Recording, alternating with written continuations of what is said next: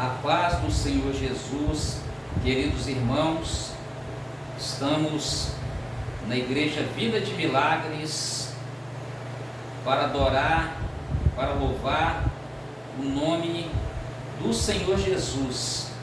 É tempo de orarmos, é tempo de exaltar o nome do Senhor Jesus. O homem não pode ser adorado, então a mensagem deve ser cristocêntrica e não antropocêntrica. É quando se coloca o homem no centro das atenções. Se você tiver condições, abra sua Bíblia, por favor, no Evangelho de Jesus Cristo, segundo escreveu São Marcos, capítulo 13, versículo 1 a seguir, ok? Jesus fala sobre o futuro. Marcos capítulo 13 é uma mensagem para a época, mas também é uma mensagem escatológica, que são a doutrina das últimas coisas. E, saindo ele do templo, disse-lhe um dos seus discípulos: Mestre, olha que pedras, que edifícios. E,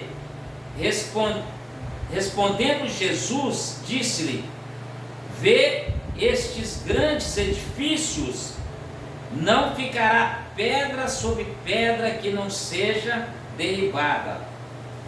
E, assentando-se ele no Monte das Oliveiras, defronte do templo, Pedro e Tiago e João e André lhe perguntaram em particular, preste atenção, em particular,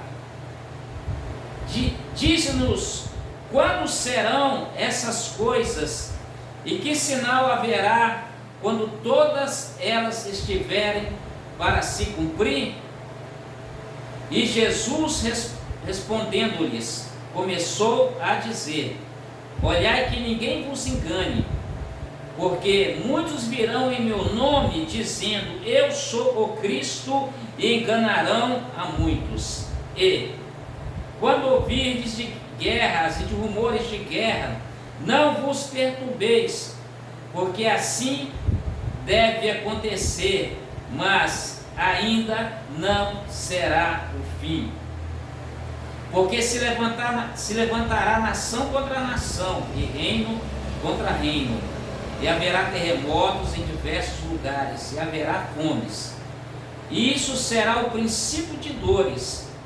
Mas olhai por vós mesmos, porque vos entregarão aos concílios e às sinagogas, sereis açoitados e sereis apresentados ante governadores e reis, por amor de mim, para lhes servirdes de testemunho. Mas importa que o Evangelho seja primeiramente pregado entre todas as nações. Quando vos conduzirem para vos entregarem, não estejais solícitos de antemão pelo que haveis de dizer, mas o que vos for dado naquela hora, isso falai, porque não sois vós o que falais, mas o Espírito Santo. E o irmão entregará à morte o irmão, e o pai o filho. E levantar-se-ão os filhos contra os pais, e os farão morrer, e sereis aborrecidos por todos por amor do meu nome. Mas quem perseverar ao fim, esse será salvo. Eu não vou ler todo o texto por causa do fator tempo. Vamos dividir essa mensagem em duas fases. A primeira fase devemos focar na construção do templo. Ok, percebes que Herodes construiu o templo, ele foi concluído em 64 a.C., não para exaltar o nome de Deus. Herodes construiu aquele templo simplesmente por vaidade, para diminuir a atenção dos judeus contra os romanos, porque os judeus não tinham afinidade com os romanos por causa da enorme carga tributária, certo? Então, Herodes, quando terminou o templo, sim, desceu por causa do templo. E hoje é diferente, irmãos. Devemos ter cuidado para que a vaidade não entre em nosso coração por causa das nossas conquistas.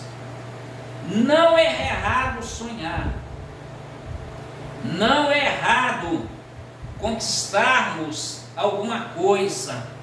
Se você trabalha, se você estuda, é óbvio que é comum comermos do suor do nosso rosto, da semente que lançamos no solo. Só que as profecias dos profetas e de Jesus precisavam cumprir. Então Jesus disse: vocês estão admirados por causa deste templo suntuoso, não ficará pedra sobre pedra, certo? E os discípulos não entenderam o que Jesus estava dizendo. Eles entenderam posteriormente, quando o templo foi destruído pelos romanos em 70 depois de Cristo. O templo foi destruído e ainda não construíram o templo. Se vocês forem em Jerusalém, vocês vão no Muro das Lamentações, lá está a ruína do templo. Quando é que o templo será construído? Será construído na ocasião da besta e do falso profeta. Porque quando o templo for construído, será colocada a imagem da besta no templo. O templo será profanado. Mas o templo foi destruído porque foi uma profecia de Jesus. É a primeira fase da mensagem, o primeiro ponto. E posteriormente temos uma mensagem escatológica, que são a doutrina das últimas coisas. Diz-nos quando serão essas coisas e que sinal haverá quando todas elas estiverem para se cumprir. Aí sim, Jesus mostra a apostasia dos últimos dias, porque o maior sinal da volta de Jesus e da manifestação do anticristo chama-se apostasia. Olhai que ninguém vos engane. Quem tem o Espírito Santo de Deus não é enganado. Eu não sou. A missionária Isete também não. Porque muitos virão ao meu nome dizendo: eu sou Cristo, e enganarão a muitos. Eu sou Cristo. Quando você vê um líder querendo ser mais do que Jesus. Esses dias eu estava assistindo no YouTube um líder, que eu não posso citar o nome dele por questão de ética, dando curso de línguas estranhas, curso para derrubar as pessoas. Olha só, ninguém vos engane, porque muitos virão em meu nome dizendo eu sou o Cristo, e enganarão a muitos. Se você observar, no Brasil e no mundo já tem vários Cristos entre aspas. E quando ouvis de guerras e de rumores de guerras, não vos perturbeis, porque assim deverá acontecer, mas ainda não será o fim. Rumores de guerras, conflitos,